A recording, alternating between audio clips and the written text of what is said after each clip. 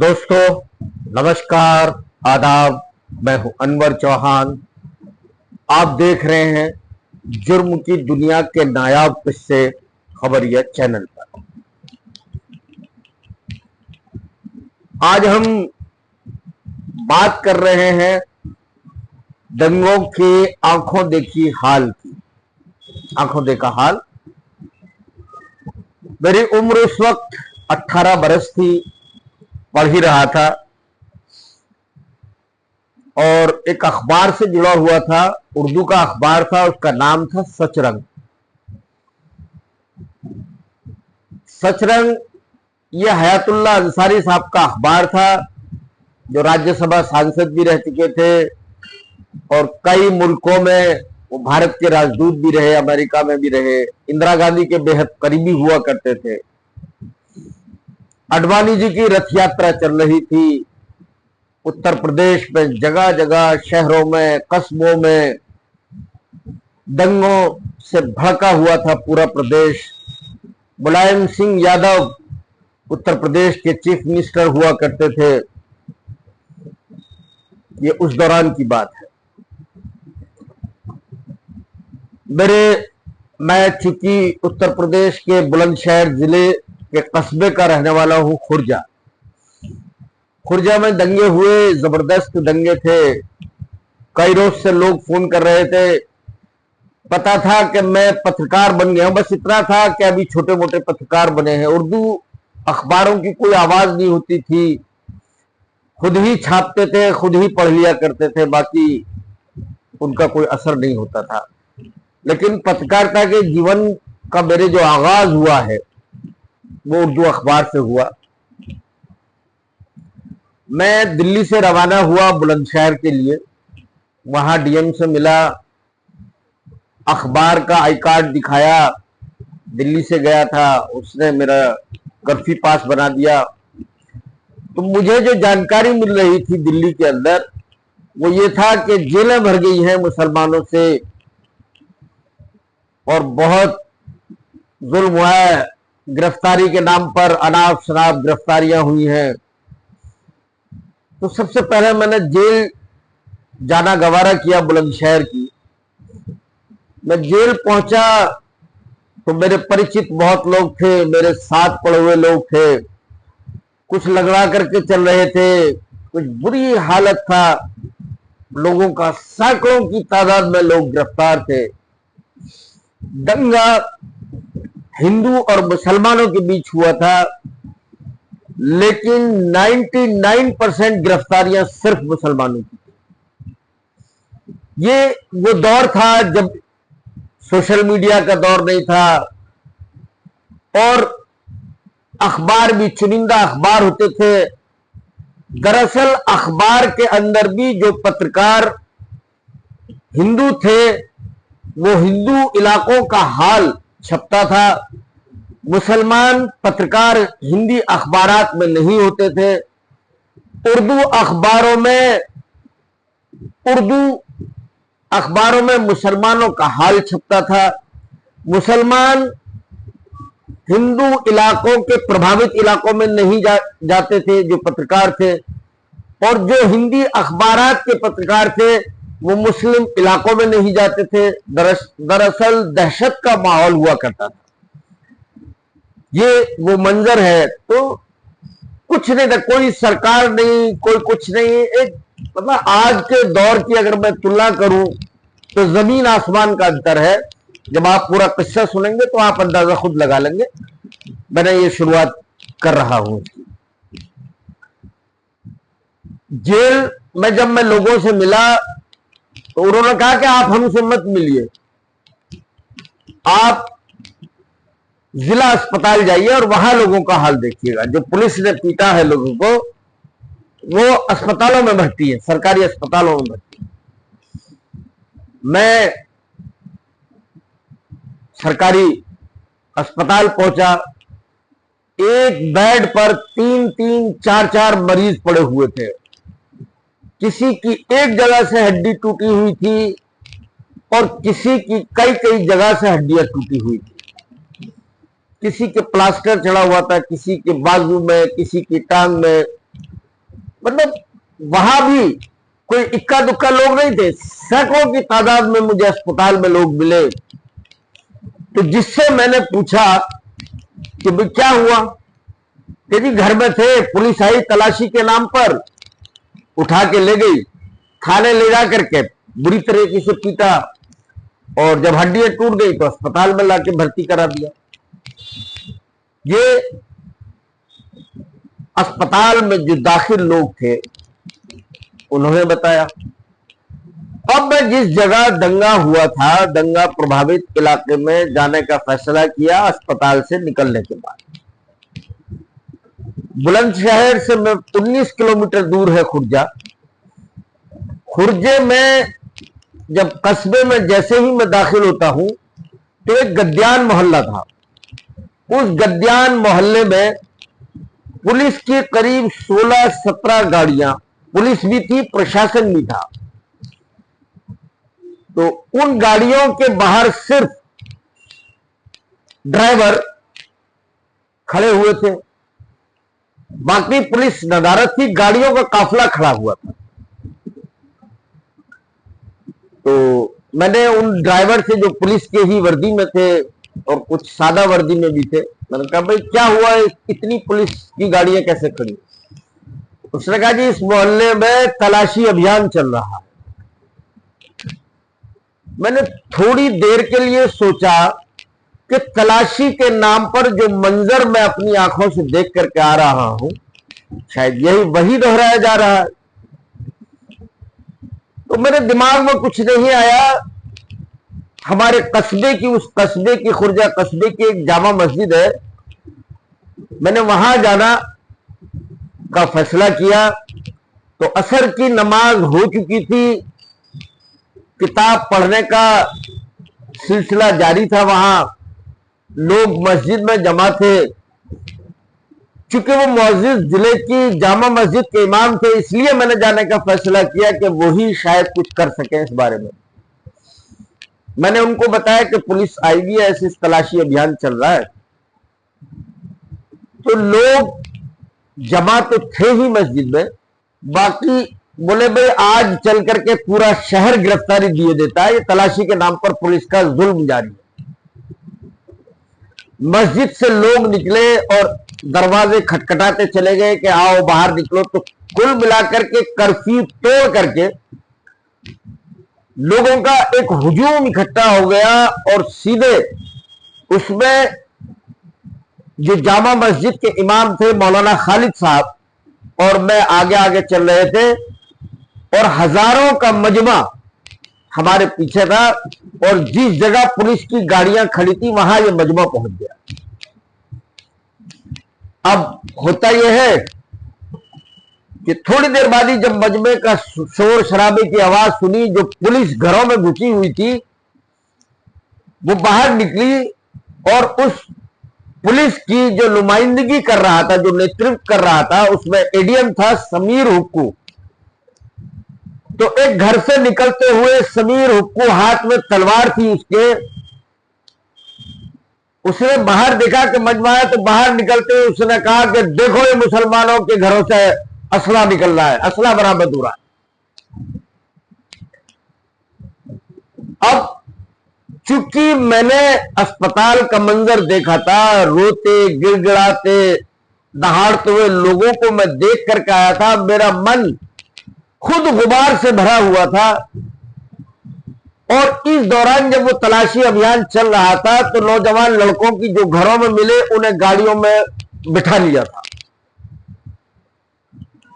तो चूंकि नजारा मेरे सामने था, जेल का भी और अस्पतालों का भी, वो तलवार लहराते हुए देखा मुसलमानों के घरों से यह हथियार निकल रहे। तो समीर हुक्कू पहले तो मजमे को देख करके कर्फ्यू कैसे तोड़ दिया आप लोगों ने। तो मैंने बातचीत का सिलसिला मैंने ही शुरू किया। मैंने अपना परिचय दिया कि मैं एक पत्रकार हूं, दिल्ली से आया हूं, और मैंने अस्पताल का मंजर देखा है, जेलों का मंजर देखा है, पत्थरबाजी हिंदू और मुसलमानों के दोनों के दरमियान हुई है, दंगा दो कौमों के बीच में हुआ है, किसी एक कौम के बीच में नहीं हुआ।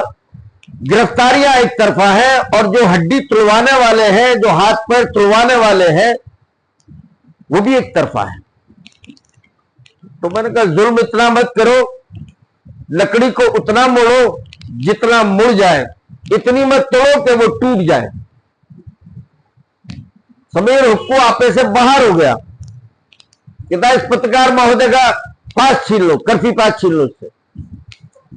बस इतना कहना हुआ कि इस पत्रकार का कर्फी पास छीन लो। क्योंकि उस पब्लिक को, उस हुजूम को लाने वाला मैं था, तो मजमा जो था वो एकदम उसका मिजाज बदलने लगा। लोगों ने हाथों में पत्थर उठा लिए, डंडे उठा लिए, क्योंकि पुलिस की तादाद बहुत थोड़ी थी और लोगों की तादाद बहुत बड़ी थी।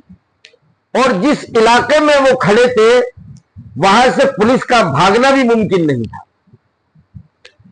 अब जब पब्लिक का नजारा देखा तो समीर हुक्कू का नजरिया बदल गया। फौरन बोले पत्रकार साहब, हम आपका पास देंगे। और मुझसे हाथ जोड़ के समीर हुक्कू कहता है, यदि देखो आपके लोग हैं, आप ही ने समझाइए, ये अच्छी बात नहीं है कर्फ्यू तोड़ना। जो एक दो आदमी यदि कर्फ्यू तोड़ते तो उसके खिलाफ कार्रवाई हो सकती थी, गिरफ्तारी हो सकती थी, लेकिन मजमा हजारों का था। इसलिए समीर हुक्कू को अपना रवैया नरम करना पड़ा। कुल मिलाकर के मैं एक चबूतरे पर खड़ा हुआ और मैंने कहा कि भाई लोगों, झगड़े का अंजाम बुरा होता है।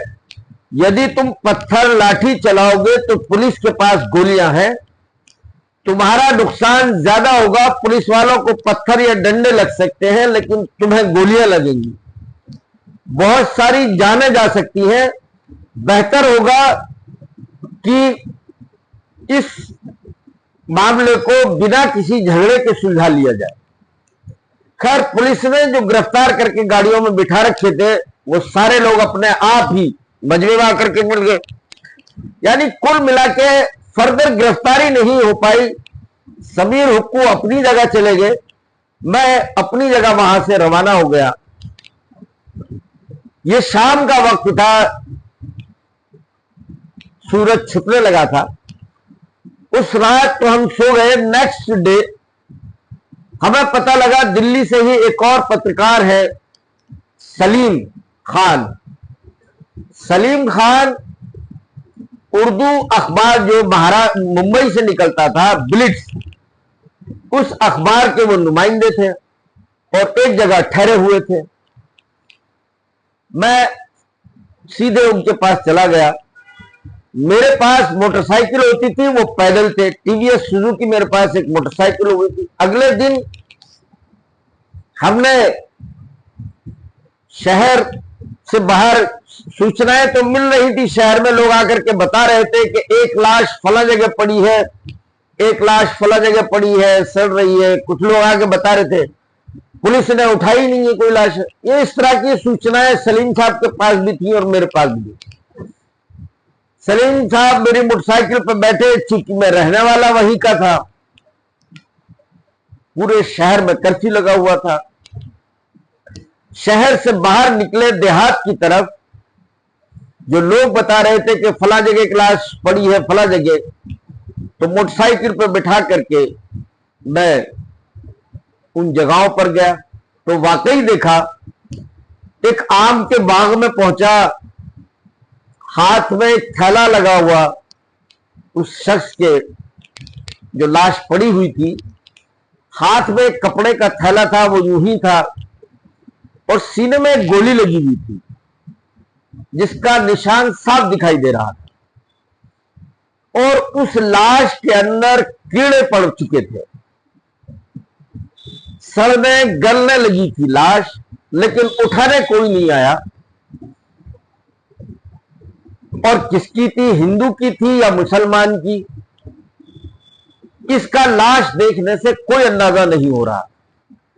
क्योंकि उसने एक शर्ट पहन रखी थी और पट्टे का एक पजामा पहन रखा था देहाती ही। हम वहां से थोड़ा दूर आगे और बढ़े तो जो नहर से नाले छोड़े जाते हैं पानी के लिए, सिंचाई के लिए, जो खेतों की सिंचाई के लिए, उनमें कभी पानी भरा होता है और कभी नहीं भरा होता है, कभी खाली होते हैं। वो नाला खाली था। तो अब जब हमने नजर जो मारी नाले के अंदर, तो कम से कम 17-18 लाशें थी, अलग अलग कुछ कुछ फासलों तक। वो पानी में पानी, आधा पानी जमीन से मिला, कुछ पानी था कुछ नहीं था, कुछ जगह से खुश्क था, यानी किसी ने मार करके फेंक दिया था।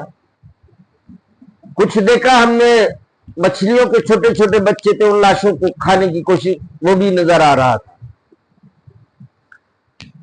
ये सूचना पुलिस के पास थी या नहीं थी, वो जो बाग में लाश देखी तो हत्या का मामला दर्ज हुआ था या नहीं हुआ था, या लावारिस लाश में, क्योंकि कोई खाता, कोई बही खाता पुलिस का था ही नहीं।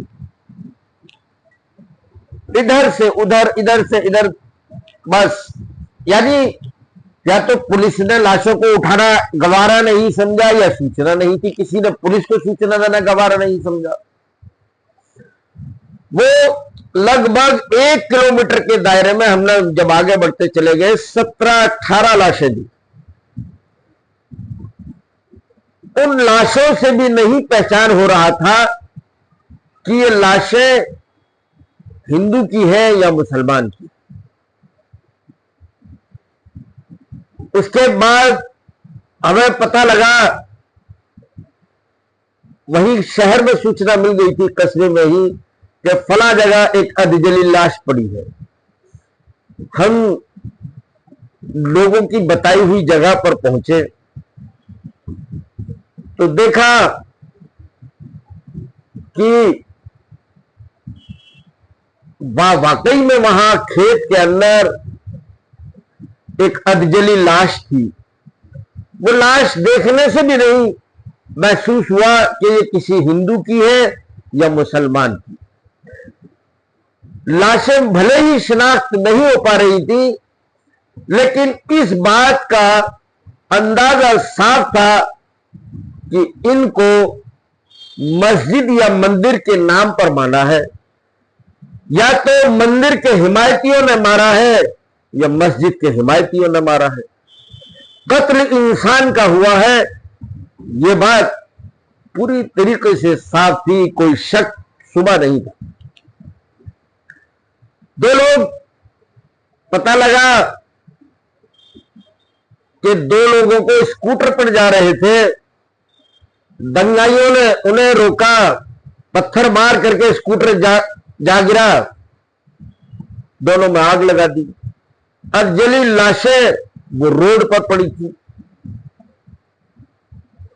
अब ये सिलसिला, ये नजारा सब आंखों से देखा, लेकिन डेली बाइक, चूंकि दिल्ली से आए थे, अखबार की रिपोर्ट तभी होनी थी दिल्ली जाकर के हम लिखते तो वो छपी, लेकिन उर्दू अखबारों में मैंने रिपोर्टिंग की इस दंगे के दौरान की, उसी ससरंग अखबार में छपी और उस ब्लिट्स अखबार में छपी।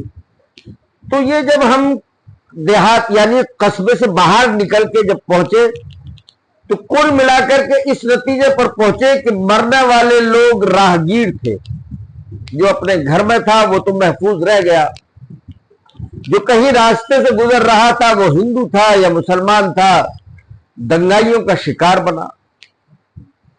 इस नफरत का आज भले ही मंदिर बन गया है, मस्जिद नहीं बनी, बन जाएगी, लेकिन इसकी नींव पर हजारों बेकसूर, हजारों, मैं दावे के साथ कह सकता हूं, हजारों बेकसूर लोगों का कत्ल हुआ है। इस मंदिर और मस्जिद ये भले ही तैयार हो जाएंगी, लेकिन इसकी नींव तले बेकसूर मजलूमों का कत्ल हुआ है, इसी नाम पर हुआ है, मंदिर के, मस्जिद के। वहशी भीड़ जो होती है वो वहशी हो जाती है। अब शाम को हम जिनके घर ठहरे हुए थे, शाम को पहुंचते लोगों ने पूछा क्या क्या देखा, हमने बताया लाशें पड़ी हैं। किसकी है ये नहीं पता है, हिंदू की है या मुसलमान की है। खैर हमने देखा, शाम को हमें पता लगा कि बार्गेनिंग हो रही है जी, बातचीत हो रही है कि क्या हुआ है।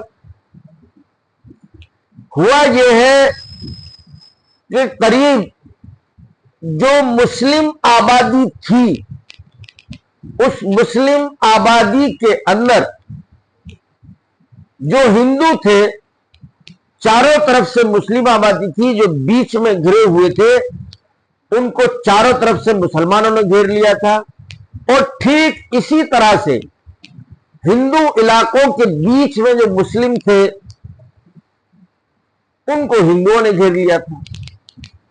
अब उस कस्बे के, उस शहर के लोगों के जो मौजूद हजरात थे, कुछ कांग्रेस के भी थे और कुछ दूसरे दलों के थे, लेकिन शहर के मौजूद लोग कहलाए जाते थे, उनसे टेलीफोन पर एक दूसरे की गुफ्तगू चल रही थी कि भाई आपके 400 लोग हमारे कब्जे में हैं, इतने लोग फला मोहल्ले में हमारे हैं, आप हमारे लोग हमें दे दो, हम आपके लोग आपको दे देंगे, कोई नुकसान नहीं होगा। ये लेकिन सौदेबाजी हुई बाकायदा, जो हमने अपनी आंखों से देखी। और कैंप लगे हुए थे उस शहर के अंदर, हिंदुओं ने अपने इलाके में कैंप लगा लिए थे, जो मुस्लिम इलाकों से भाग के गए थे,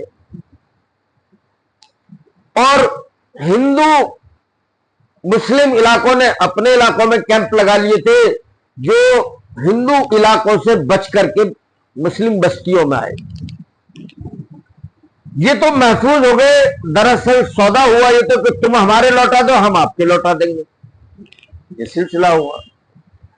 एक पीरजाद गान मोहल्ला है, वहां आज भी है।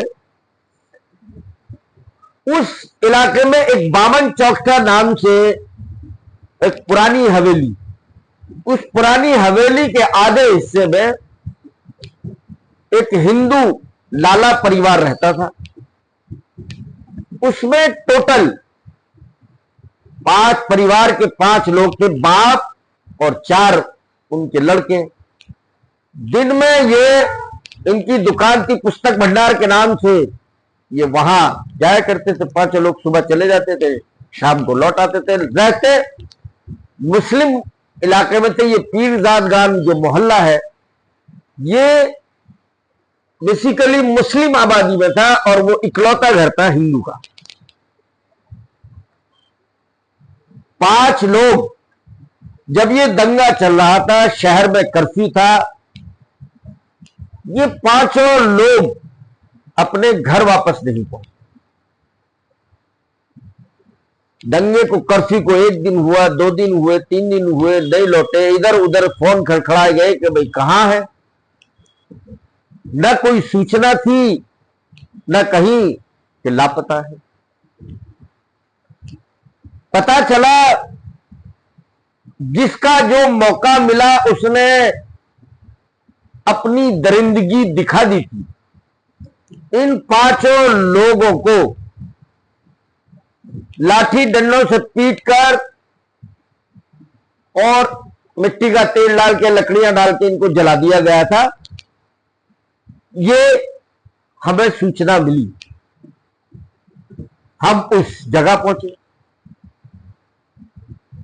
देखा हां वहां राख थी पड़ी हुई, बाकी कोई नामो निशान नहीं था, राख थी वहां पर। ये 5 लोग गायब थे। दंगे के दौरान ही इस 5, जो ये 4 भाई और एक बाप था, वो जो सौदेबाजी हुई कि तुम, इनके जो परिवार, जो महिलाएं थी इनके घर की, वो सुरक्षित इसलिए रह गई क्योंकि सौदेबाजी शुरू हो गई थी कि आपके इतने लोग जिंदा हमारे पास हैं। उधर से दावा होता था कि आपके जिंदा लोग हमारे पास इतने हैं, आप हमें दे दो, हम आपको दे देंगे। उस सौदेबाजी में ये महिलाएं और ये बच गई थी, ये हिंदू इलाकों में चली गई, और जो मुस्लिम मुगलपुरा एक मोहल्ला था वहां के लोग मुस्लिम आबादी में दे दिए गए। यानी ये मैं चश्मदीद हूं, ये जो कत्ल हुए हैं, मस्जिद और मंदिर का इतिहास तो लिखा गया है, लेकिन इतिहास के पन्नों पर जो ये मासूम लोगों का कत्ल हुआ है इसका जिक्र कहीं नहीं होगा। पूरे शहर में आग लगी हुई, 317 लोग मुसलमान मरे थे इस दंगे के अंदर टोटल। यानी रुक रुक के जो दंगा होता रहा और ये लंबा चला था, तो 98 लोग हिंदू भी मारे गए थे, राहगीर थे, ये भी राहगीर मारे गए। तभी से मैंने ये देखा कि इस दंगे के बाद कस्बा बट गया। पहले मिली जुली आबादी भी हुआ करती थी, लेकिन इस दंगे के बाद हिंदू ने हिंदुओं के गढ़ में रहना गवारा किया। उसने औने पौने में अपने मकान बेचे और हिंदू इलाकों में ले लिए। जो मुसलमान हिंदू इलाकों में रहते थे उन्होंने अपने मकान बेचे और वो मुस्लिम गढ़ में आ गए, मुस्लिम इलाकों में। तो आज जो अगर हालात देखेंगे, यही लगभग अब एक पैटर्न बन गया है। तब से मैं देखता रहा हूं दंगे, एक नहीं देखे, आज मैं ये पहली किस्त आपको सुना रहा हूं। इसकी जो अगली किस्त है वो मैं कल की वीडियो में पूरा करूंगा, क्योंकि अगर मैंने पूरे हालात इसी वीडियो में बताए तो वीडियो काफी लंबी हो जाएगी। तो कुल मिलाकर के उन दंगों के बाद से ही जो मंदिर और मस्जिद के आंदोलन के दौरान जो दंगे हुए, तब से पूरे उत्तर प्रदेश के लोगों ने हिंदू के इलाके में रहता पसंद करता है और मुसलमान मुसलमानों के इलाकों में रहना पसंद करता है। ये बात अलग है। जो पढ़े लिखे मुसलमान भी हैं वो भी गंदगी में रहना उन्होंने पसंद किया कि ताकि जान तो हिफाजत में रहेगी, इस गंदगी को तो झेल लेंगे, लेकिन जान की हिफाजत इसी में है कि अपने अपने इलाकों में रहे।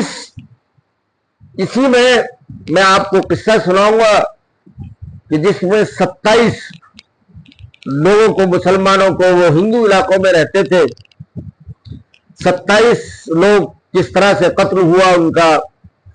उसमें ज्यादातर महिलाएं थी। तो फिलहाल आज की इस एपिसोड में सिर्फ इतना ही।